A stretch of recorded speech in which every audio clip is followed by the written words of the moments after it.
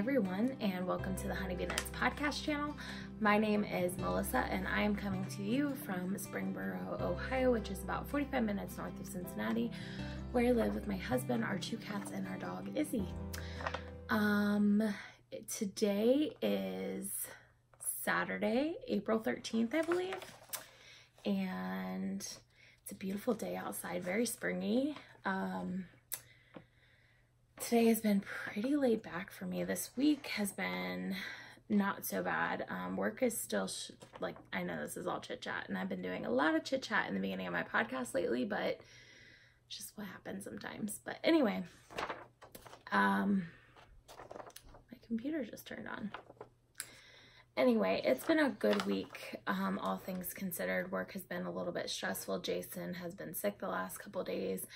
But I feel like I've gotten a lot of knitting and dyeing accomplished, and I've gotten some sewing done. So I feel like I have a lot accomplished. I have 2 FOs today and quite a few whips. I have bags that are going to go into the shop. I was going to try to get them up today, but it's not going to happen. So I am hoping this podcast will be edited and uploaded tonight. So the bags will be in the shop Sunday, April 14th. So if you have been waiting on one, that is when they will be released, which is tomorrow.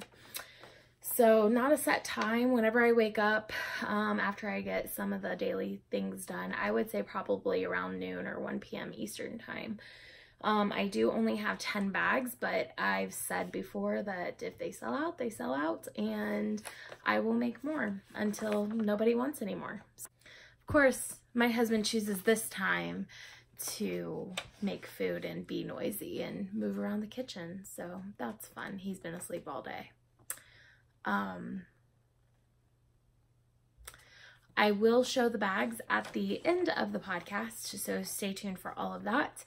I don't have very many acquisitions today, but I do have a lot of giveaways. I have 9 giveaway winners. So I'm going to go ahead and jump right in with the giveaways and get that out of the way because I have a tendency to forget, so I don't want to do that. So first, the reason why I have so many giveaways is because it's the end of Q1. This is the first podcast since the end of Q1. So I have 2 quarterly knit-alongs that I host. The first one is the Honeybee Knits Cal, and this is any yarn that you knit with Honeybee Knits yarn and finish within the quarter. So our Q1 winners are...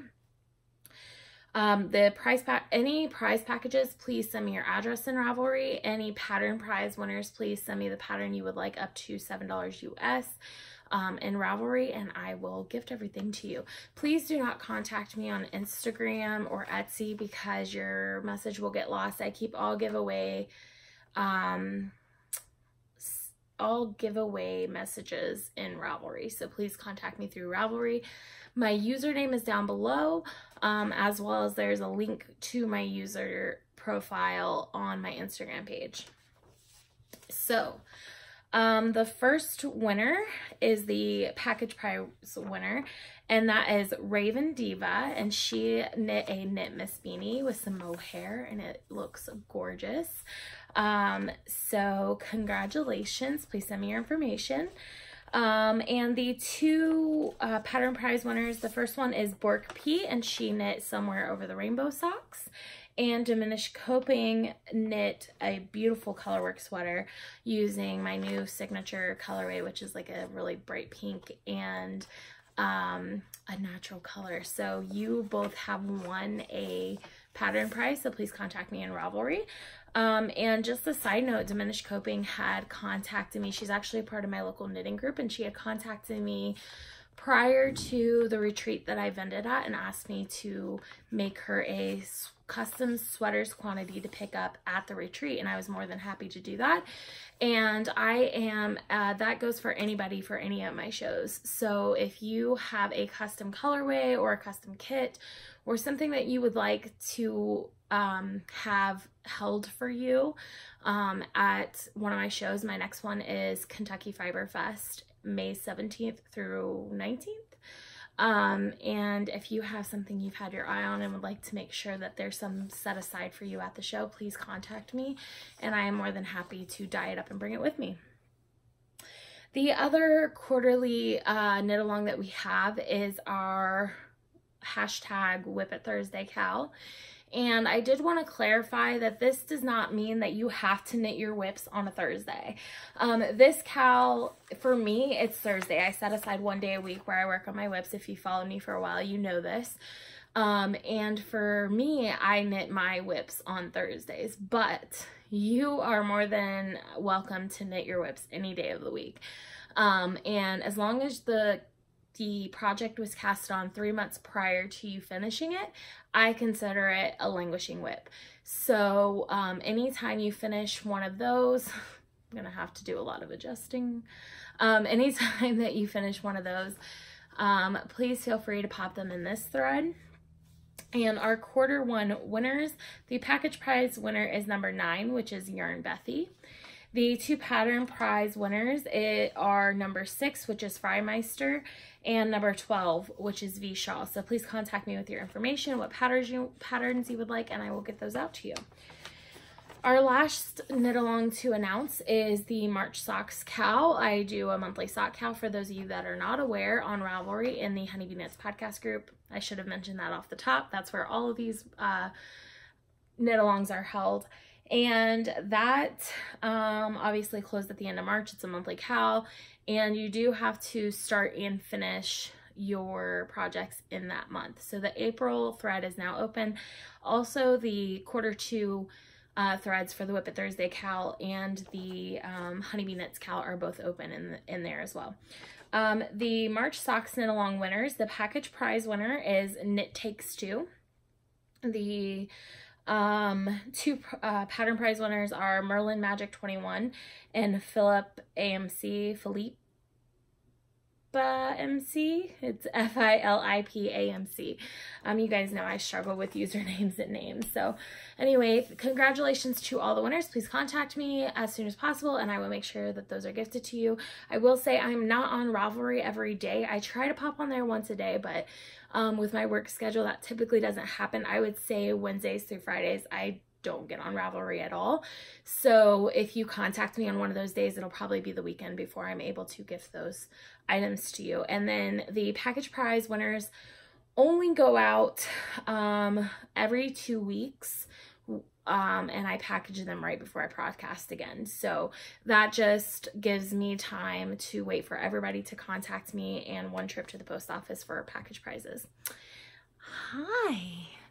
Guys, I don't think he has ever been on the podcast outside of the vlogs. He's been on Instagram a lot, but you want to stay up here? Hop down. Oh, I gotcha. He has been super cuddly with me lately.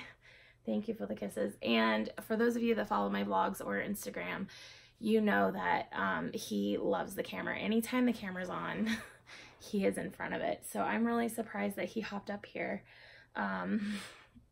especially because Jason's home and normally he's Jason's baby. But this is Prince.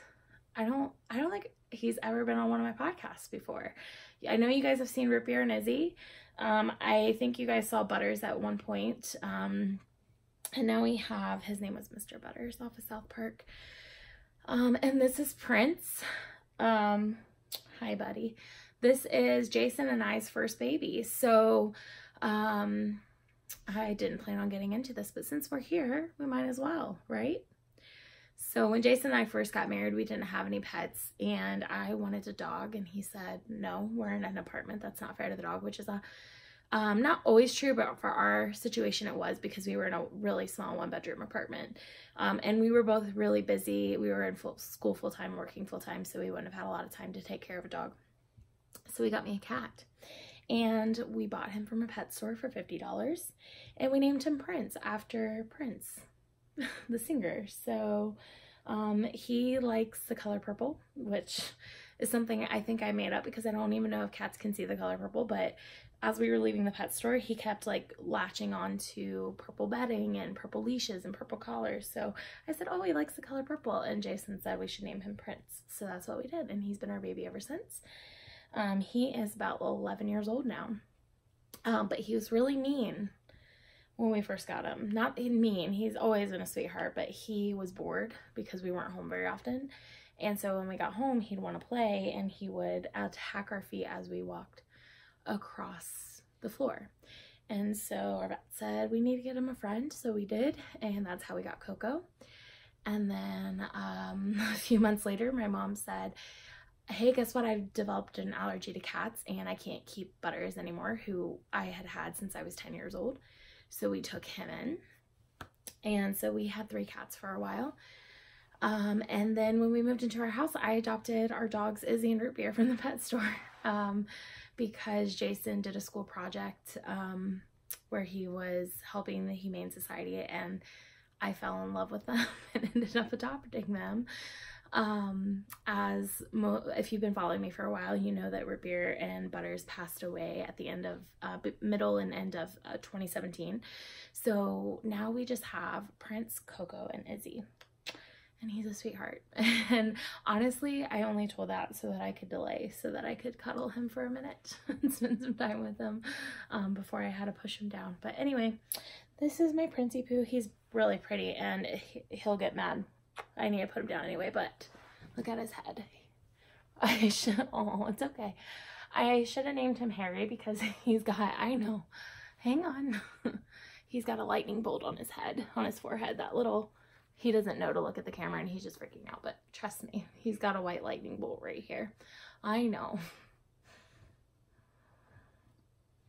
Thank you for the kisses. He's a good boy. So when he was a kitten, I used to put him in my shirt right here, and he would lay there and sleep. And he did that with Jason too. So now he tries to still do that, but he's way too big for that, huh, buddy? Yeah, he's a baby. He's literally a baby. He's one of the sweetest cats I've owned. Mwah. Coco's a little rough around the edges, but Coco was a wild cat that we found, so now I got cat fluff everywhere. Okay. Whew. Sorry. Anyway, that was not planned. Anyway, obviously. Okay, so moving on. So let's, sorry if you're not a cat person or an animal person, but this is my podcast, so I can say what I want, do what I want, talk about what I want. Let's move into finished objects. So the first finished object I have are my Desert Vista Dye Works socks from March, because I was last minute on these, trying to get them done. And here they are. They turned out beautifully. This is my standard sock recipe, which may be changing, guys, which I'll talk about in a little bit. But I do a 20 row cuff, 60 stitches, 20 row, 2x2 ribbing. Sometimes I do 1x1, but mostly 2x2. 60 row leg, 55 row foot, rounded toe, cut in heel, on a 2.5 millimeter needle. And this colorway is Rose Gold, I believe, by Desert Vista Dye Works. This was her exclusive skein for finishing 12 pairs last year, and as soon as I got it in the mail, immediately casted it on for last month. So I don't know if you can see that gold stellina sparkle in there. It's really pretty. These are on my owl sock blockers from Knitting Left, and actually that's a lie. These are my Harry Potter sock blockers from Knitting Left. I love her sock blockers so much. But that is my first FO.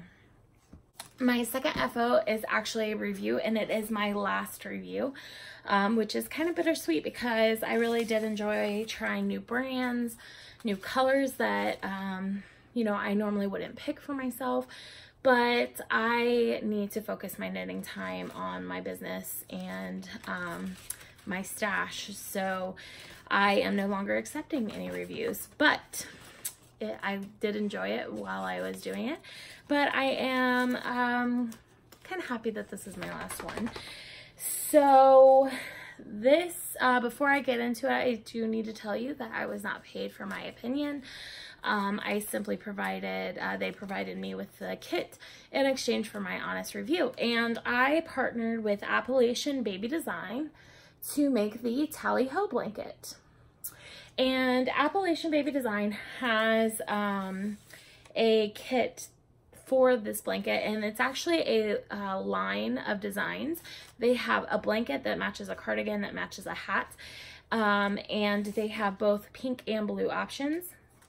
And they sent me the blue option, so I will show that in a minute. But this is 100% U.S. organic cotton sport weight. In the colorway indigo and baby blue, I think, are the two colors that they gave me. Let's see.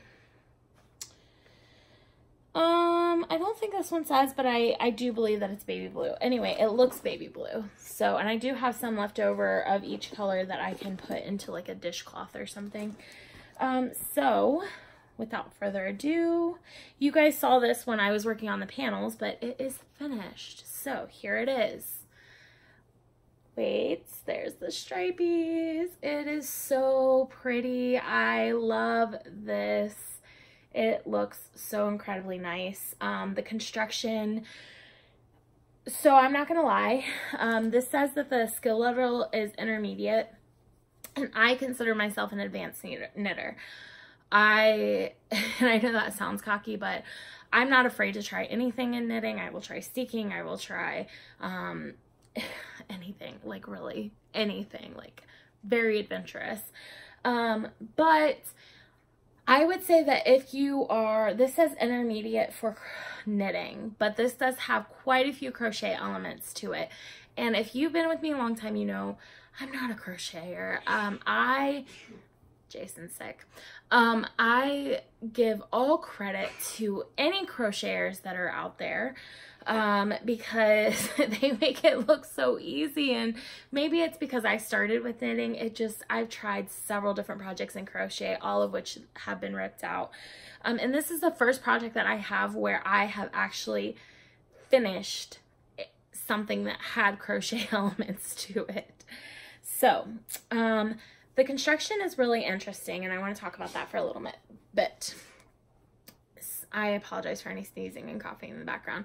He needs to keep his germs away from me and all of you.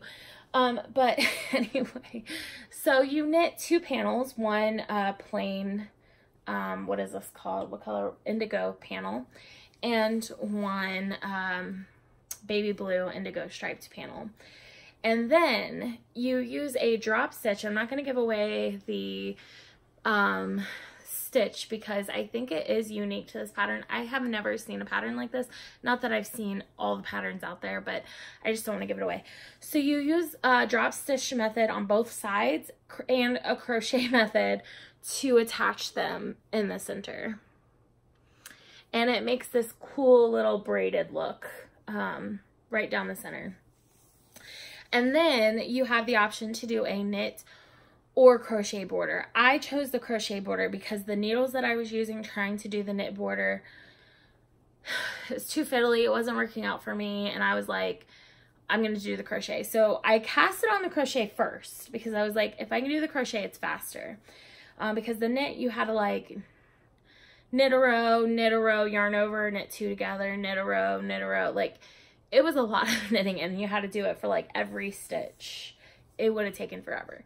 So I was like, let's try the crochet. So I cast it on the crochet, got about halfway, and was like, this is not looking good. Ripped it out, tried it again, didn't look good, ripped it out. Tried the knitting border for like 5 minutes and was like, definitely not doing this.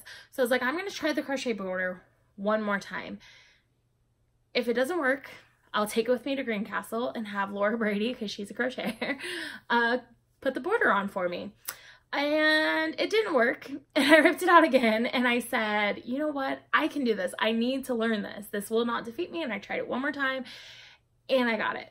And I didn't do the best job because the pattern does call for a stretchy bind off at the bottom of the panels. And my crocheting is super incredibly tight, which is part of the reason why all those projects before I've ripped out. I'm a tight knitter, And you can't really do that with crochet. So yeah, so it is incredibly tight. So there is a little bit of puckering, but it's not very obvious once I blocked it. And it is just a simple crochet border. Like, it's nothing fancy whatsoever, but it's done. It's done, and I am happy with how it turned out. So, originally this was going to be a gift, but it might be a bit too late to be a gift. I'm not sure yet. I've got to make a decision on that. But if it's not, then, because this was supposed to be, I also want to mention that there was a huge time element as to why I'm no longer doing reviews. This review was, I'm really bad, and I really do apologize. But this review was actually due, I think, end of January. And here we are, April 15th, 13th, and I'm just now recording the review for it. So that was another decisioning factor in why this will be my last review.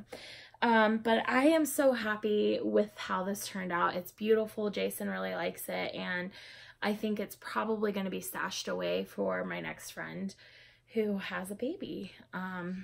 But yeah, I really love how it turned out. I loved working with the cotton yarn so much that it has kind of inspired me to try to get some of my Advent projects off the needles in the next coming weeks, so that I can start the dishcloth challenge, which I am now almost 3.5 months behind on. I want to do 52 dishcloths this year, and I have a whole pile of Knit Picks dish yarn to work with.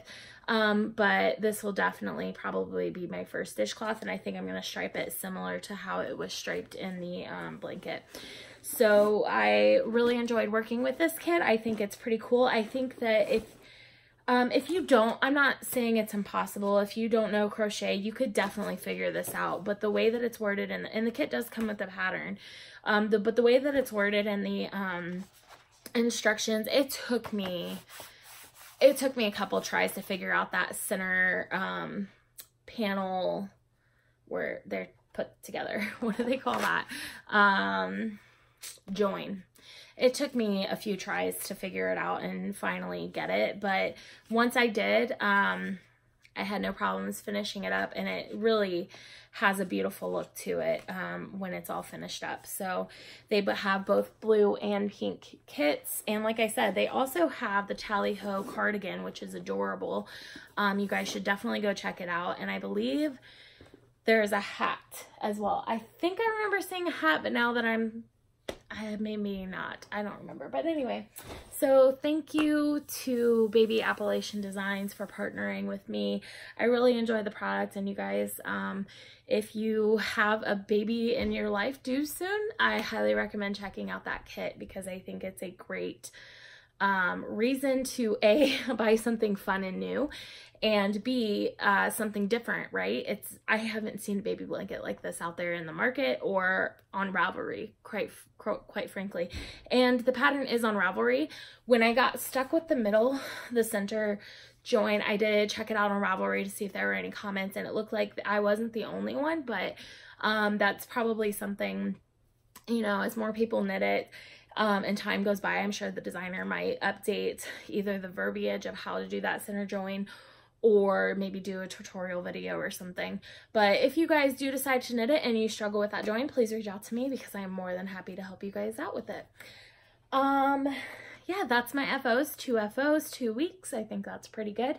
Last time I did not have any FOs. The time before that I had 5. So, and we are on a roll to having at least 2, if not 3 or 4 FOs next podcast. So I'm really excited about that. And with that, let's go ahead and jump into the whips.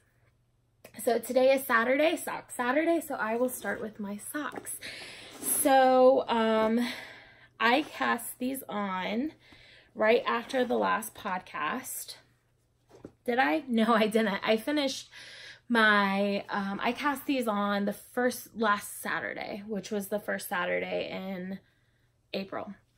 And this colorway that I am using is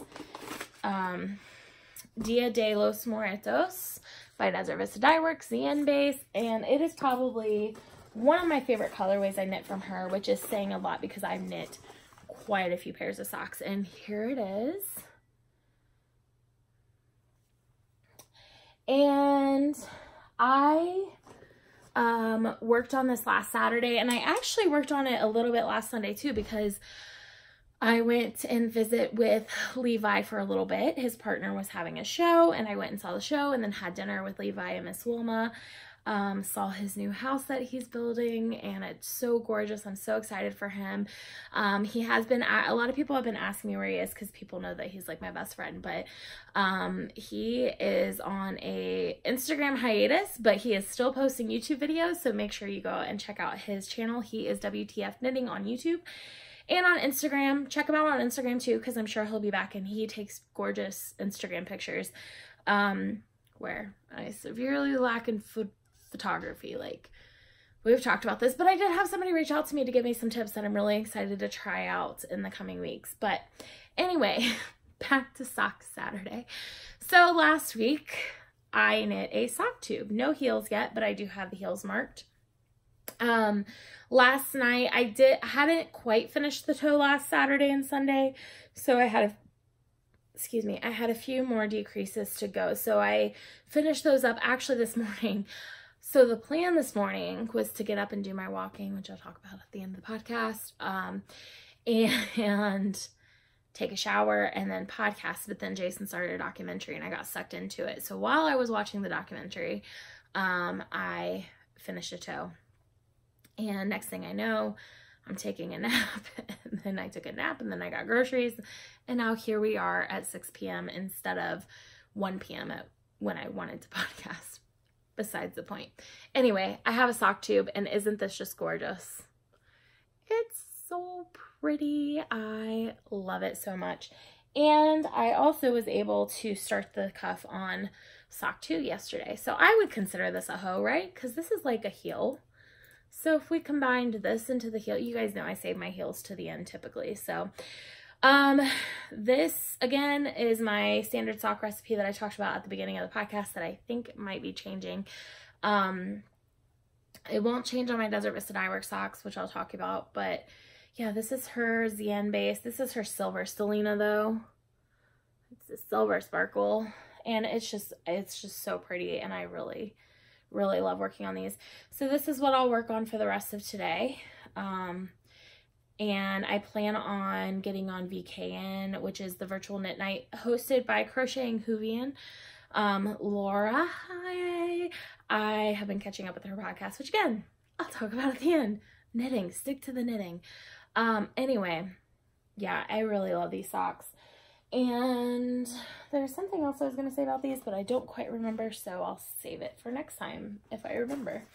I'm using my Jimmy Bean's 2.5 inch needles, French Plico bag, wax. I love them. I'm sorry. I'm not going to apologize for loving them. I have an obsession with them, and not everybody likes them, and that's okay, but they really are some of my favorite bags. And this wax canvas, as it breaks in, it just, the leather handles, the drawstring bags, the wax canvas, it all just gets better with use. So started Saturday, so Scrappy Sunday. So tomorrow I will be working on this, hopefully. So Scrappy Sunday, I do a few squares in my Cozy Memories blanket, a square in my, what is it called? Shoot, what blanket is that? My stained glass blanket, which I got to finally show you guys one of the squares last week. And last week I didn't get to work on my stained glass blanket. I didn't get home until late, but we did end up watching Bohemian Rhapsody last Sunday. And so I did get 2 squares in my Cozy Memories blanket, which is my goal every week. So this week I've got to do 2 squares of Cozy Memories blanket, 2 squares in stained glass blanket, and then work on this beauty for a little bit, guys. How pretty is this? I love it so much. So this is the Winter Wonderland of Minis Wrap by Laura Brady. And using the Teeny Button Studio Advent Calendar for 2018. And I don't know what section I'm on. Let's see. I know I'm more than halfway, but let's see. 1, 2, 3, 4. So I'm technically ready to start day 16, which isn't bad. only got about less than 10 more days to go. And I think last time you saw it, it was like either this yellow section or green section. So I have put about 4 sections on this since you've seen it. At this point, the pattern, it's hard to see the pattern because it's not blocked. Once I block it, you'll be able to see all the lacy motifs. See, look how pretty that is. Laura did an amazing job designing this wrap, and I can't wait to block it out and show you guys how big this gets, because there's so much stretch in this. Like, it's going to block like crazy. And you guys know I'm an aggressive blocker. I really beat my knits up when I'm blocking them. But anyway, so yeah, I'm excited to finally pull this out and start working on it again tomorrow. It's just absolutely gorgeous. And I'm even more so looking forward to finishing this so that I can work on my Dust of Snow wrap, finish that, and then start my washcloths on Sundays. So my washcloths are going to take the place of my scrappy projects when those are finished, maybe in June. And then I'll be 6 months behind on washcloths, but that's fine. It doesn't take you long to knit a washcloth, so I should be able to get caught up. And my next whip would be, so Sundays are scrappy Sundays. Mondays are supposed to be sweater knitting, but again, I did not work on my Spellman sweater, and I am so disappointed about that because I love that sweater so much. That's all I want to work on. However, the problem that I have is that Mondays and Tuesdays are typically my big dye days, and I have a show coming up. So typically by the time I'm done dyeing in the evening, because I work full time, it's late and I'm exhausted and I don't feel like pulling out a sweater. Typically, I don't feel like pulling out any knitting at all. So I really have not been knitting on Mondays at all. So hopefully I can pull it out, but also I still have a lot of show prep to do. So we'll see what happens. But no progress on Mondays. Tuesdays are for spinning, so let me jump over to spinning real quick and I will show you what I have spun. I did not spin 2 weeks ago. I actually did not spin on Tuesday this week. I actually spun on Wednesday, but we'll pretend I did it on Tuesday. Again, Tuesdays are busy dye days, and Jason's been working on painting the house, and you know, so we have been really busy. But anyway, so this is the bump that I am using from Loop. And I got it at Rhinebeck and I love it so much. I'm not taking it out of the package, but it is a center pull bump, and I finished the first 2 colors. So there was like a white, and you kind of see it poking in under here, and then a hot pink, and I started the light pink. So this isn't showing up as bright on camera, but this is going to be super neon-y. It does have a bit of stellina in there, so it'll be a little sparkly. And I'm just really excited. I really was taking my time with this. I lowered the tension on my wheel and I spun slower to try to get it a bit thinner so that I could have some more yardage and maybe get a little bit closer to a fingering weight yarn, because most of what I spin comes out sport weight. So we'll see how it goes, but I really love this, and I am going to, I don't know if Loop's going to be at Maryland Sheep and Wool or not, but if they are, I will be purchasing more from them at Maryland Sheep and Wool because I absolutely love their fiber prep. Look, it's a pretty little package, bobbin and all. And if not, I will catch them at Rhinebeck this year and get some more there. So Wednesdays are diamond painting, which one more week and you guys will get to see the canvas I have been talking about for a while, because it'll be done next week. I have one more section to go. And that brings us to Thursdays, which are Whip It Thursdays, which you guys know my love-hate relationship with Whip It Thursdays. This week it was all love, because I'm working on my Apparitions shawl by Boo Knits, which is beaded lace, which 10 to 15 rows at a time is all I can handle of this, and the rows are getting longer. So I have finished, there are 7 charts. I have finished charts 1 through 4. Yes, I'm halfway through chart 5. So I'm hoping to finish chart 5 next week, and then chart 6 the following week, because chart 6 is only 2 rows. and then you guys will see it. Hopefully you guys will see this as a WIP one more time, and then it'll be an FO. That's the hope, but we'll see. So here it is. It looks super tiny because it is lace, and it's a bit difficult to see because it is lace, but we've got a beautiful lace motif in there that just repeats across the shawl. And then we've got the beads in there. The yarn is Spell by Hedgehog Fibers, and they're lace base. And this is really gonna stretch. It's a lot of stitches right now. She doesn't give you stitch counts, which I'm kind of glad about, because if she did, I probably would be like, oh, well, I'm only gonna do 2 rows of that tonight, because when you start to see 400 or 500 stitches on a needle for a beaded lace project, you're like, I don't even want to touch it. But it's beautiful. It's going to be gorgeous when it's blocked. And it's just, I don't knit beaded lace because I enjoy knitting it. And I don't necessarily knit it because I like the finished object. I knit it, so it's not a process or product knit for me. It's an accomplishment knit.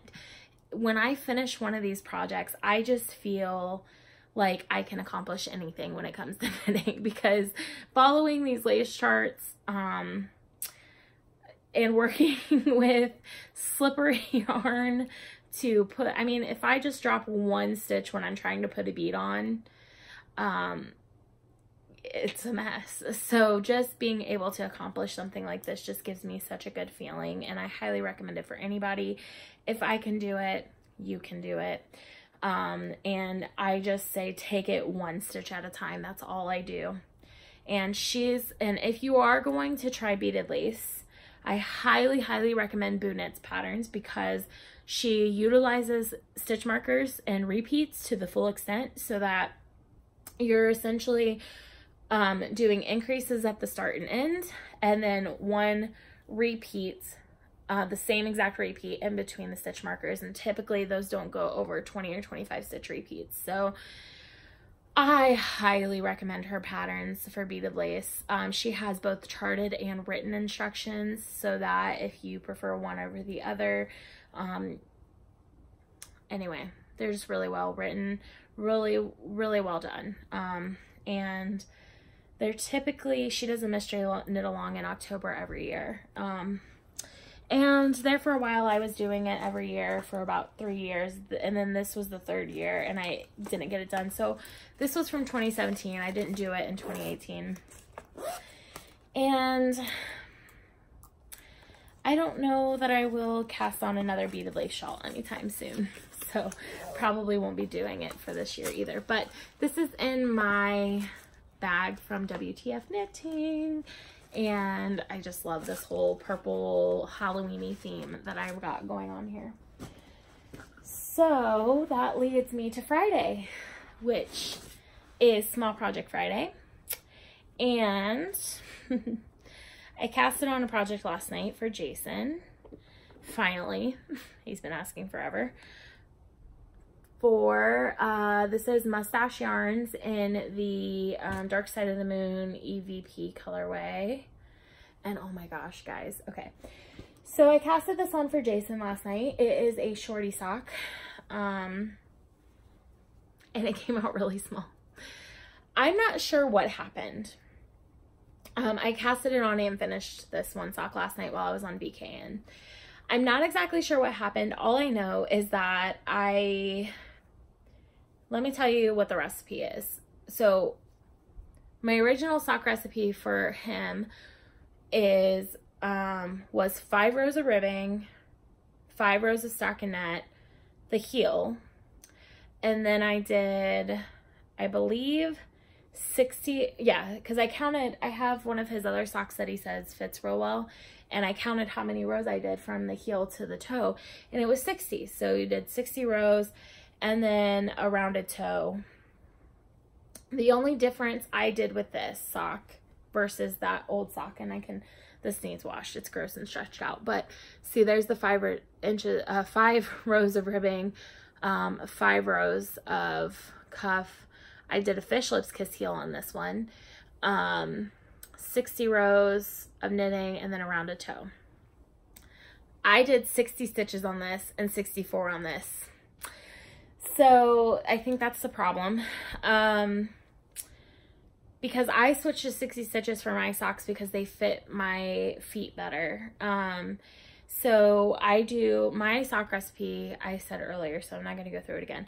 So what I did with this sock is I did 60 stitches instead of 64. I did 10 rows of ribbing instead of 5 rows because he had complained about it sliding down and stretching out. And I did I marked the heel for a cut-in heel. I did 60 rows on the foot and then a rounded toe. And as I was putting in the heel, I was like, this is not going to fit him. It's too small. But I was like, it's fine. I can rip out the toe and keep knitting.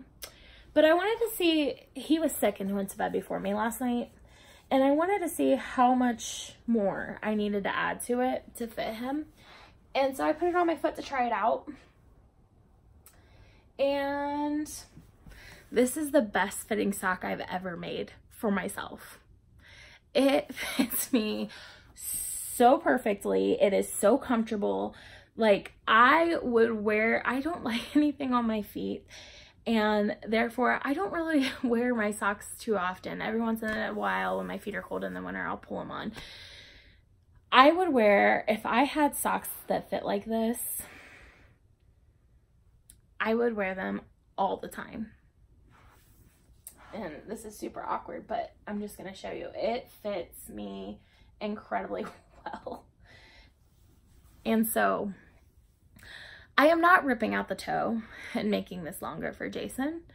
I am just going to cast on a second one and make a pair for me. So yeah.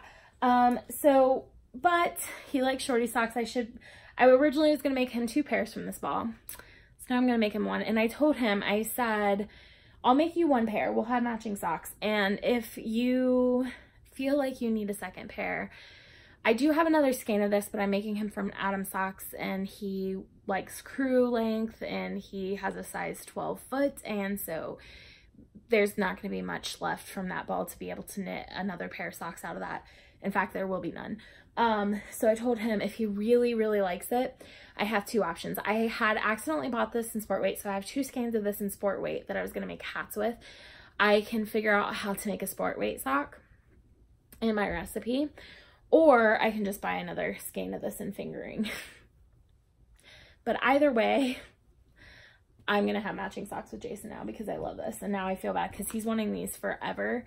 And I just, like, I'm talking like a year is when a year ago I bought this yarn.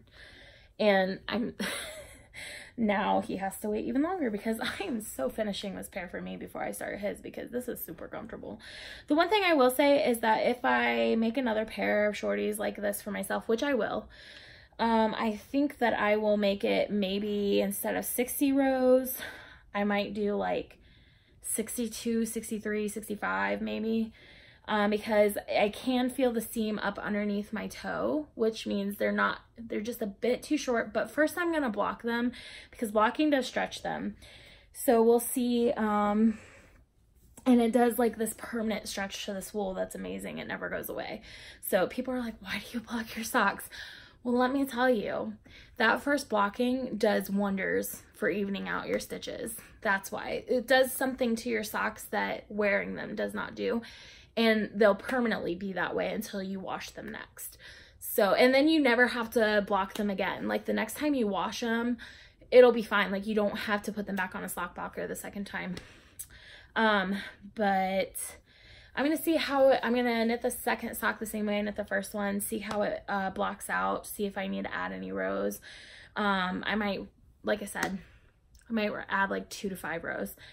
So when I get done with this pair for me, I am going to cast on his in 64 stitches instead of 60, and I think that will help. I think I will then do 60 rows still on the foot. I might have to do 70.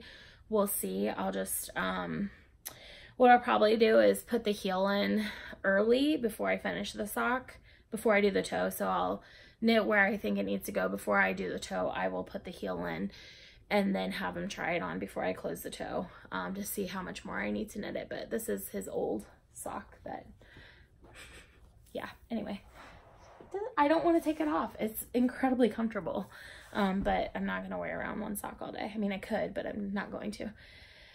But yeah, so what I decided is, I know I've spent a lot of time on this sock, but I'm super excited because I've never felt this way about my socks before.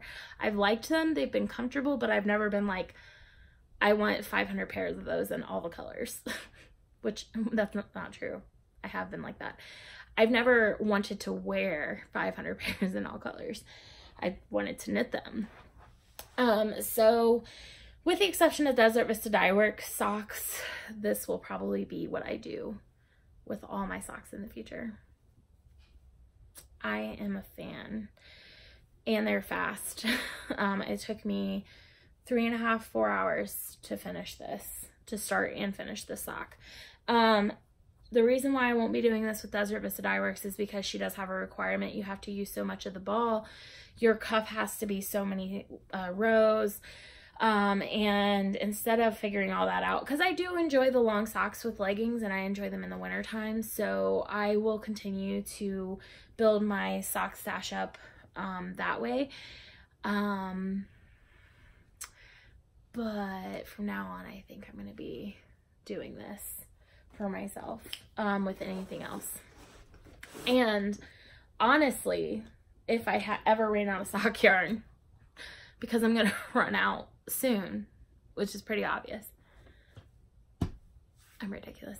If I ever ran out of sock yarn, I have a bunch of skeins of Desert Vista Dye Works where I could go back through and make shorties out of all of them, because I only used about 70 grams of every skein for my socks. So more than enough to do another pair.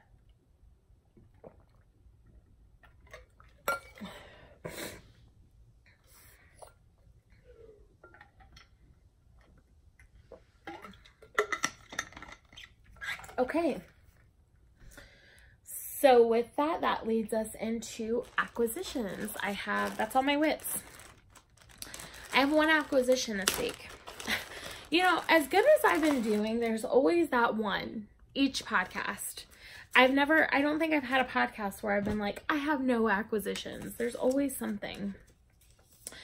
So I was watching and getting caught up on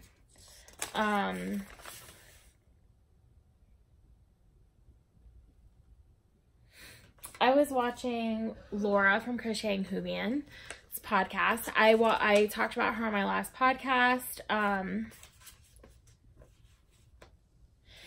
And guys, so first of all, if you have not checked her out yet, I'm telling you, go do it. She has, I think she's literally like 5 subscribers away from 500. So you guys should definitely go check her out. But talk about enabling. She was showing these sock blanks, and I had heard about Gail's Art sock blanks before. I actually saw her at Rhinebeck last year. And by the time I got to her booth, because I didn't realize how big of a dyer she was, like how popular she was. By the time I got to her booth at Rhinebeck, she didn't really have anything left. Because I think she was in the back barns and we started in the front. So I missed out at Rhinebeck, but Laura was showing these on her podcast, and I was like, let me go see if she still has these designs. Because if she doesn't have these designs that Laura showed last year, which she probably won't, I'm fine. Like, she doesn't have them. She doesn't have them. She had them. So I bought 2 because they're gorgeous. This is the first one. And she has another, she's going to be at Rhinebeck, and I believe she's going to be at Maryland too. And I am being very conscientious of what I buy, because I am going to Greencastle next weekend. I'm going to Maryland the first weekend of May. I'm vending at Kentucky the last weekend, or the 17th, the weekend of the 17th of May. And then there's Rhinebeck in October, Wool Gatherings in September. There's Vogue Knitting Live in November. So there's a lot of fiber festivals happening this year. some of which I'm vending, some of I'm just attending. And I am trying to like make a list in my head when I go, so that way I'm only, because I want to patron people, like I want to support them because I know what it's like to vend. But I don't want to go overboard, and I don't want to buy things that I have already. Like I want to buy new, unique things. And she is just an artist. Like these sock blanks are like art on canvas. So that you can knit into beautiful socks. So she is, I believe, going to be at Maryland. And if she is, she is going to be at Maryland because she has a Maryland sheep and wool one that I pre-ordered to pick up at her booth. You won't be able to see it, but I pre-ordered it when I ordered these two. So I will be picking that up in Maryland. And depending on what else she has, I might buy one or two more while I'm there. But she has another one similar to this, but it's like a purple and blue background and gray, and it is so pretty, but I had to have this. This is a double knit sock blank, which I think I've had before, but I've never knit with. And so I would probably be doing 2 at a time socks. Well, I will be doing 2 at a time socks when I knit from this, but it is so pretty. It's so pretty. I love it so much. I'm huge on color. I'm huge. I love the stars, and yeah. And then I bought this one. Oh my gosh, talk about neon. Look at that. Let me just bring it up closer. Isn't that awesome? And it just repeats throughout the whole sock blank. And it has that gray, so it's going to be self-striping, like micro striping. It's just gorgeous. I love it. And this one's sparkle, and it's a single, not a double. The yarn's not a single. The sock blank is a single strand instead of a double. But it's just, they're so pretty. And as soon as I saw Laura, and I am on her most current episode, so once I finish that, I'll be completely caught up. But when I saw Laura showing these, I was like, let me just go look. And I did, and she had these, and they are gorgeous. So I have a new obsession, go figure. But I love it. So that is my acquisition for the week. I don't have anything else. Like I said, I'm trying to be good. I'm going to meet up with the ladies from Knit for Brains next weekend in Greencastle, and I think Jason's actually going to go with me, which will be cool if we can get a babysitter for Izzy, a dog sitter, because it's 2.5 hours there, 2.5 hours back, plus the time spent there. So we want to make sure that she's taken care of while we're gone. And then, so we're going there next weekend, and then first week of May is Maryland. I'm so excited, 3 weeks away. And then 2 weekends after that is Kentucky Fiber Fest, which I'm vending at. I hope you guys can come and see me. I'm so excited about it. It's my first big festival, and I've got my tent. I will be outside. I got my tent and I set it up, and it's beautiful and bright and pink, and I ordered my sign on Friday, yesterday, so that'll be here next week. And I've just slowly been acquiring things that I'll need, such as like signage, and I've been working on dyeing up the yarn, which I will show on my next podcast. I'll show some of the kits that are going to be in Kentucky. I'm so excited. I've been working on a rainbow kit for both minis and full skeins, and I think you guys are going to love it because it's like neon rainbow. So yeah, I'm really looking forward to all that, and I really hope that I can get to meet some of you guys in person, whether it's at Greencastle or Maryland or Kentucky. I'm excited to meet some of you guys, so definitely come say hi, because I just ordered buttons, and I'm going to give buttons to anybody that I talk to. So, but I will say that, let me just preface that with saying that I get excited and things slip my mind in the moment. So if I talk to you and I don't give you a button, don't be afraid to ask for one, because I want to. That's why I bought them. So please, like, check me and be like, hey, where's my button? And I will give you a button. I'm really excited about them. So I'm going to show you the bags that I have been working on. I think I showed them on the last podcast, but now they are finished. So these will all be in the shop tomorrow. Here they are, and I don't have anything in it, so it's going to look kind of squishy, but they are pretty big. So this let me compare it. So this is the fringe bags. So similar concept, but a bit bigger, a bit wider. So definitely a sweaters quantity. Now I will say that this is one of the smaller ones. Very first time cutting out fabric in 2 years for bags, and the first 2 that I cut out were the wrong size. So this one's a bit smaller. This is the smallest one that I have. And then this one is a tidbit bigger than that one. So let me show you. And I will have pictures when I post them that shows, like, they'll be full so you can see how much yarn they hold and how big they actually are, because it's hard to show in person. But here is another one. Again, here's the fringe bags. So I don't know if you can see that. I don't know, it's hard to show. And the fabric on the inside. If I do more bags in the future, which as long as there's a want, I will, they will have a neutral interior on all of them. I'm not going to be doing the prints on the inside anymore. And then this is what the other 8 bags, the size of the other 8 bags are.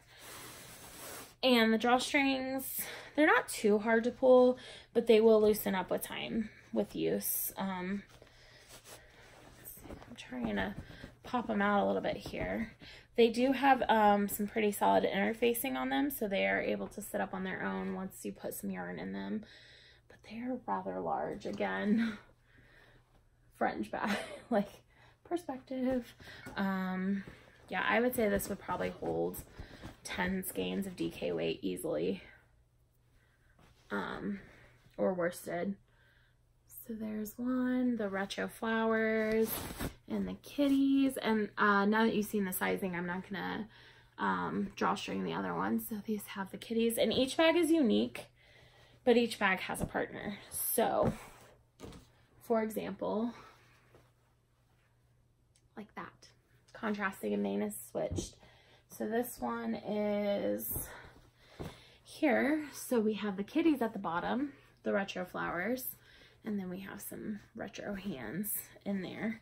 This reminds me of the Marvelous Mrs. Maisel a lot. Like, every time I see this bag, I'm like, oh, this would totally be her. If she was a knitter, this is the bag she would have. I love it. So there's those 2. And then I have, this one is already sold, so not for sale, but I'm still going to show it because it's beautiful. This is the wolves and the flowers at the top, but its partner is not sold, and this is the flowers with the wolves at the top. And then the interior of this one is that, and the interior of this one is that, and that cream color behind the pink, that's what is going to be in all my other future bags. So then we have, guys, I love this one. It's going to be so hard to sell this, but I'm going to because I need to. But oh my gosh, look at it. I love it. And then the inside is raindrops.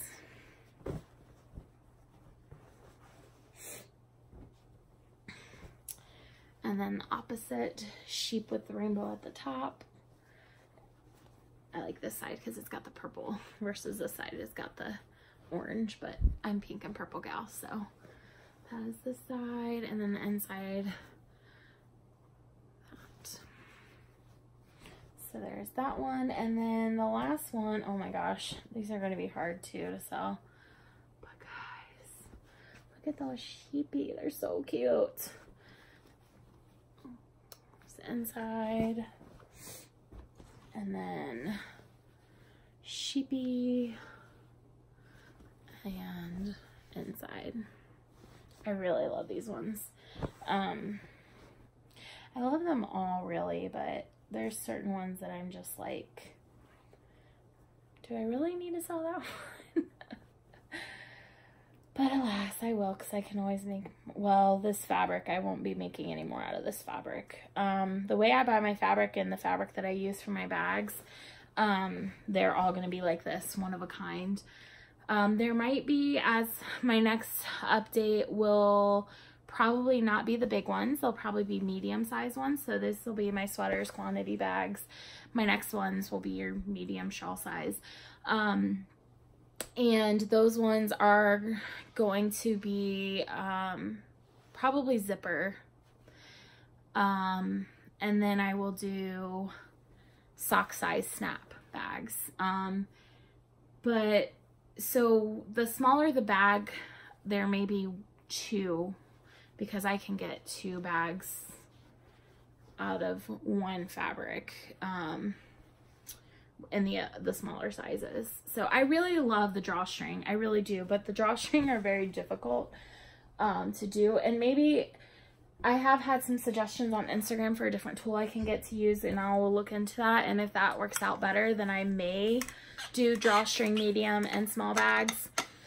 But for now, I'm going to say they're probably going to be zipper or snap, because I love the drawstrings. They're my favorite type of bags. That's another thing I wanted to show you guys, is that when you pull these closed, it's a tight, because of the type of, I used twill tape for the string instead of the cording. So because of that, you're able to get a tighter closure. So nothing is going to be able to fall out of there. You're not going to lose stitch markers. See all the ruffles? Like, it's tight. You're not going to lose stitch markers. You're not going to lose needles, yarn, whatever. This would be good for scrappy projects too, to just throw all your minis in there and your needles for your Cozy Memories blanket or something. So anyway, that is what I have going on, and those will be in the shop tomorrow, so keep an eye out for that. Guess that's just weekend review. I was gonna try to keep this under an hour, but we know I can't leave without doing chit chat. So work has been difficult. Where I've talked about this before, we're under new management. There's a lot of changes going on. I have a really big project that I'm working on right now that I had worked really hard to put some documentation together for this past week, that took up a lot of time, a lot of energy, a lot of stress. And I did the presentation Friday afternoon and got really great feedback. So I feel good about the direction that that project's going in. I'm proud of the work that I've done for it. So it's been a stressful few weeks, but it was worth it in the end. And there's some kind of things that are up in the air right now, but hopefully I know everything will work out.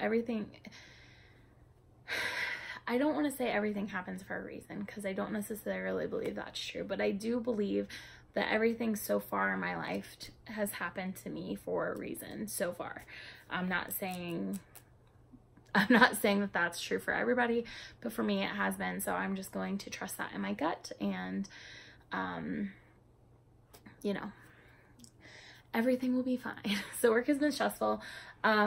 I have been spending a lot of time dyeing on Mondays and Tuesdays, like I said. So doing show prep, scanning, labeling, all of that fun stuff. I am getting to a point where I'm getting ready to start reorganizing like I did for my retreat, so that I know what my display is going to look like. And then once everything is dyed and up on the grid walls the way I want them to be at the show, I'm going to have Jason help me price them and package them away. And my hope is that by the time I go to Maryland, I'm done.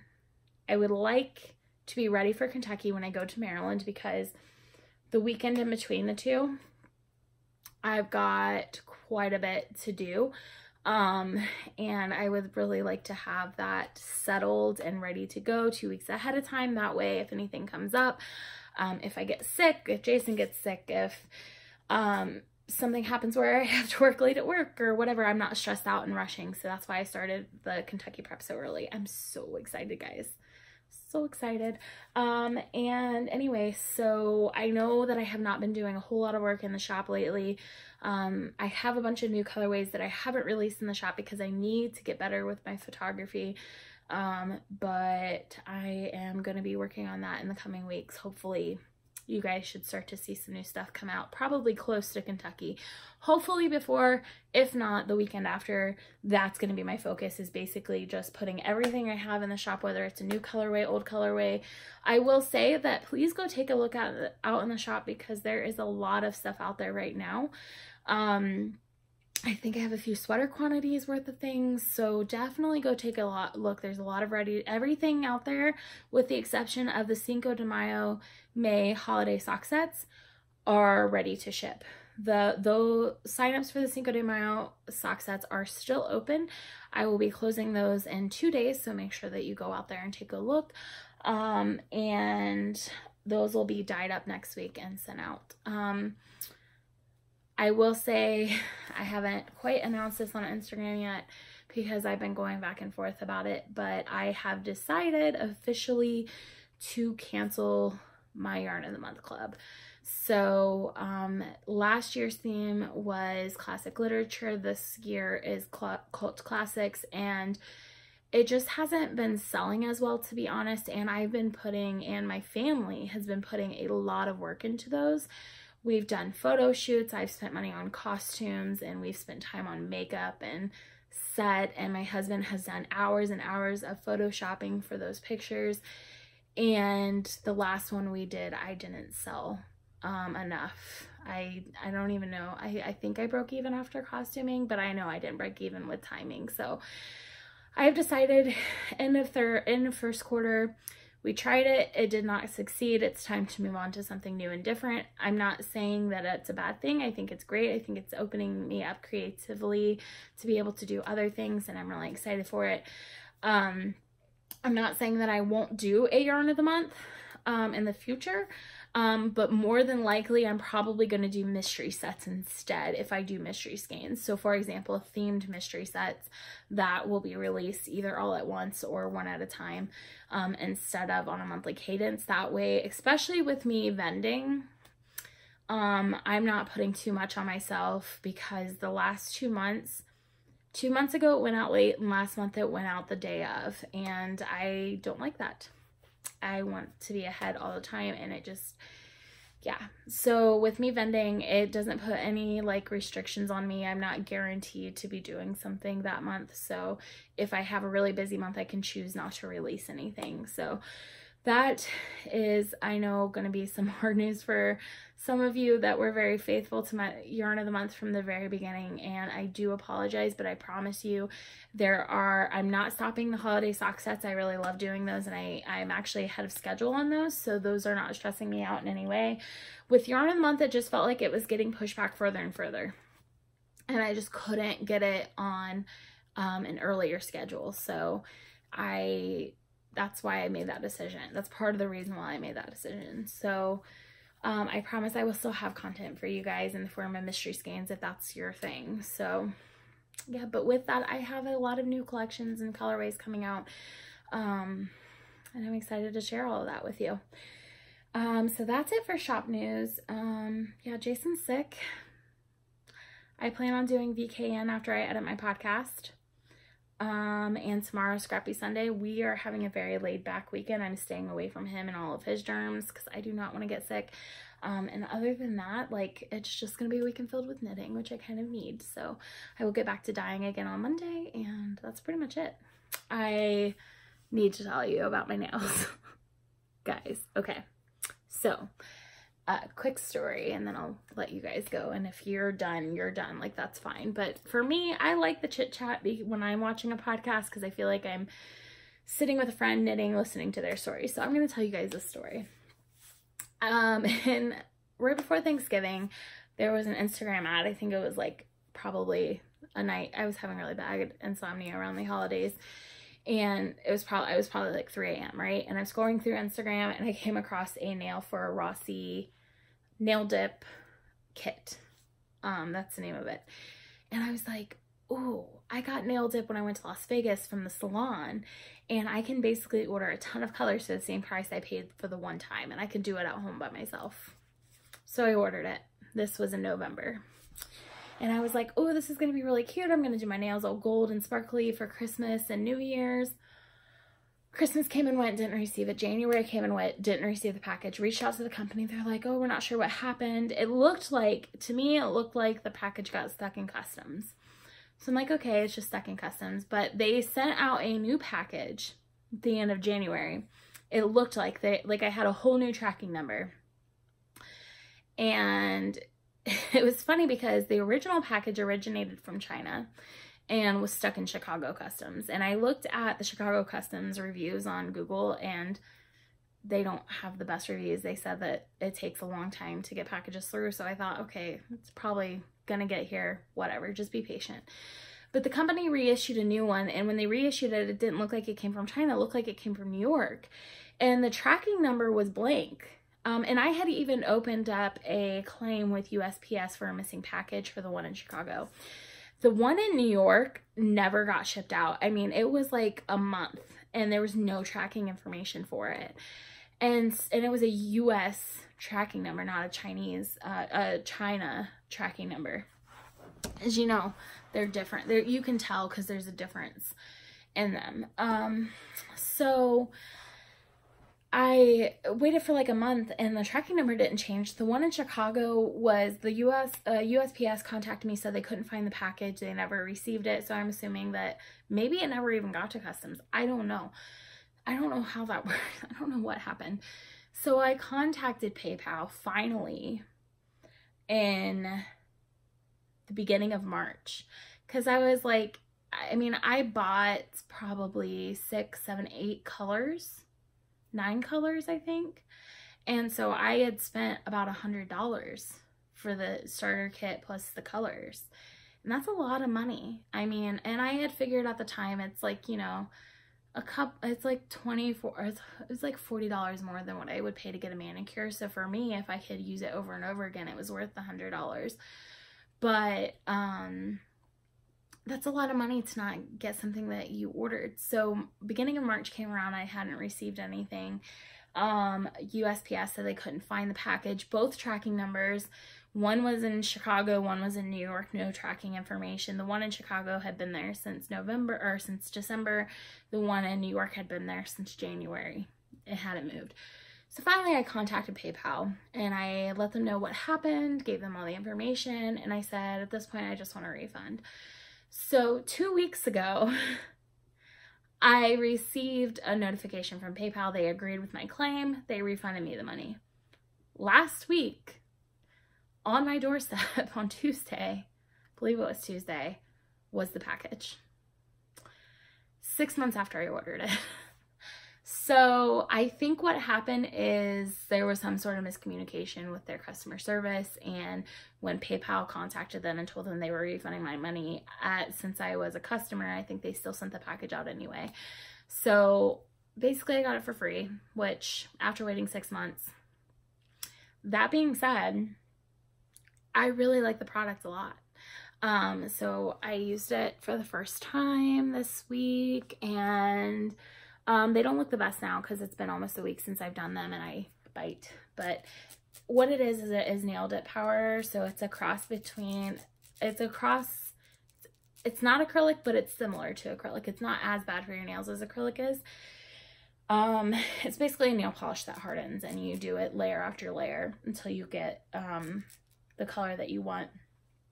That being said, I'm not a nail tech. There's a learning curve because there is shaping that you have to do.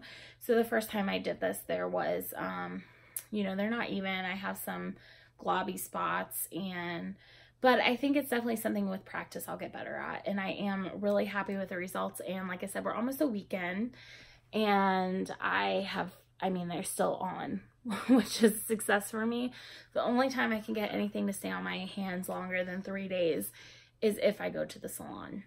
So the fact I did this at home, they're still on almost a week later. The true test will be Monday when I dye yarn.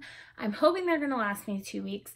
I know they're not going to because I can already see some of the areas that are coming loose. But I think that's because of the way I applied it, because I'm not an expert and there is a learning curve. So if they don't last me 2 weeks, that's fine.